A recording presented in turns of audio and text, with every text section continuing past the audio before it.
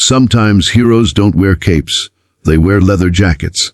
When a quiet girl trying to survive is pushed too far, fate sends help from the unlikeliest place. This is the story of Emily, the new girl at a roadside diner, bullied, humiliated, and broken, until one night, everything changed. Stay till the end, because what those bikers did will restore your faith in humanity. The rain was still falling when Emily stepped off the bus and stared at the flickering neon sign. Rosie's Diner, home, cooked happiness since 1973. It didn't look like happiness to her. The paint was peeling, and the parking lot was mostly empty except for an old truck and a row of motorcycles that looked as if they hadn't moved in days. But it was the only place hiring, and she needed a job, desperately. Emily was 22, carrying one worn-out duffel bag and the kind of silence that comes from running away from too many things. She had left behind a town that didn't care, parents who never listened, and memories that hurt too much to think about. Inside the diner, the smell of coffee and bacon greeted her, warm and comforting. Rosie, the owner, a gray-haired woman with kind eyes, looked up from the counter. The next morning was quiet, the kind of quiet that made her feel safe again. She served coffee, wiped tables, and smiled shyly at the regulars. Old truckers who tipped $1, tired mothers with their kids, kind faces. But then, on a Friday evening, the wrong kind of customers came in. 3 men burst through the door, loud and laughing, reeking of cheap cologne and arrogance. Locals called them the Ridgeway Boys, a small-town gang that liked to throw their weight around. "Hey, look at the new girl," one of them jeered, his boots thudding against the tile floor. "Ain't she cute?" Emily's stomach twisted. She forced a polite smile. "What can I get for you?" The tallest one leaned across the counter, his eyes glinting with mockery. "How about your number, sweetheart?" "Just your order." "Please," she replied quietly. His grin vanished. "Did you just say please to me like that?" The others laughed, slapping the table. "Serve us." "Btch," one shouted loud enough that everyone in the diner turned to look. Rosie froze behind the counter, her face tight with worry. But she didn't say anything. Everyone knew better than to mess with those men. Emily's hands trembled as she poured their coffee. One of them deliberately knocked the cup over, spilling it across the table. "Oops," he sneered. "Clumsy, aren't you? Clean it up." The hot coffee splashed on her apron, but she didn't flinch. She grabbed a rag and wiped the table. Inside she was burning, but she didn't let it show. She had learned long ago that reacting only made things worse. The men laughed louder, throwing crumpled napkins and insults until the diner's bell jingled again. 4 bikers walked in. They were big, silent, and soaked from the rain. Black leather jackets with silver emblems that glinted under the neon lights. The leader, a broad man with gray in his beard, scanned the room. His eyes stopped on Emily, then on the men harassing her. He didn't say a word at first, just took a seat at the counter. His crew followed, quiet and observant. The Ridgeway Boys, noticing them, smirked. "What's this? Grandpa in his retirement club?" One of the bikers, young with tattoos on his forearms, snorted. "You talk too much." The tall thug stood, puffing his chest. "You want to say that again, old man?" The leader, still calm, looked at Emily. "You okay?"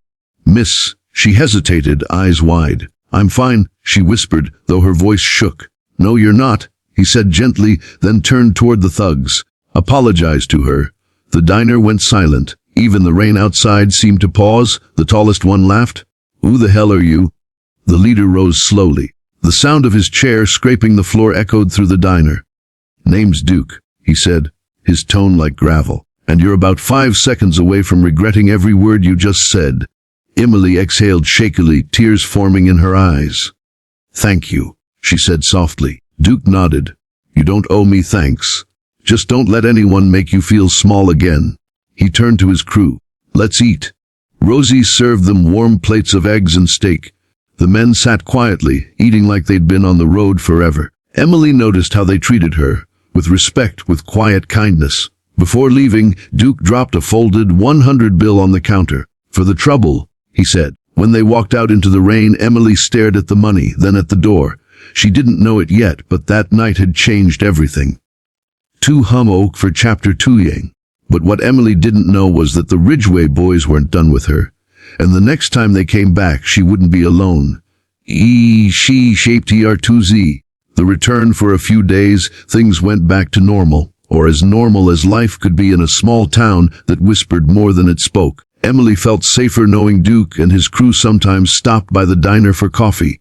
They became her quiet protectors. They never said much, but their presence was enough to keep trouble away. But trouble always finds those who have known fear. It was a Sunday evening when the Ridgway boys returned. The diner was closing. The sky was orange with the last traces of sunset. Rosie had already left, leaving Emily to wipe down the counters. The bell rang and she froze. "Miss me, sweetheart," the tall one sneered as he stepped inside, followed by his friends. Emily's heart raced. "We're closed," she said, her voice trembling. He smiled. "We just came to talk. Don't be rude." One of them locked the door behind them. Emily took a step back, gripping a coffee pot like a weapon. Her mind screamed for help. "Please, just leave me alone," she pleaded. The leader grabbed her wrist. "You think those bikers scare us? They're nothing. You belong here, serving us." His grip tightened. Panic shot through her chest, and then headlights swept across the window. The sound of engines filled the night. 4 bikes roared to a stop outside the diner. The door shook as Duke pushed it open. His crew followed, faces grim, eyes burning with anger. The Ridgway boys froze. "Didn't we have this conversation already?" Duke's voice was low and dangerous. The thug let go of Emily instantly. You were just leaving?" Duke interrupted. No one moved. The tension was thick, electric. Then one of the thugs made a mistake. He swung. Before anyone could blink, Duke blocked the punch and slammed the man's arm against the counter. The crack echoed through the diner. The others rushed forward, but the bikers were faster. Chairs crashed. A window shattered, and within moments it was over. The Ridgway boys stumbled out the door, beaten but alive, swearing they'd never come back. Duke turned to Emily, his voice soft again. "You okay?" She nodded, tears streaming down her face. "I don't know how to thank you. So the next time you see someone being mistreated, remember Duke and his crew. Because heroes aren't always in uniforms. They might just be the ones who walk in when everyone else walks out." Did this story touch your heart? Then don't forget to like, share, and subscribe to Story Sphere, where every story reminds you that kindness still exists.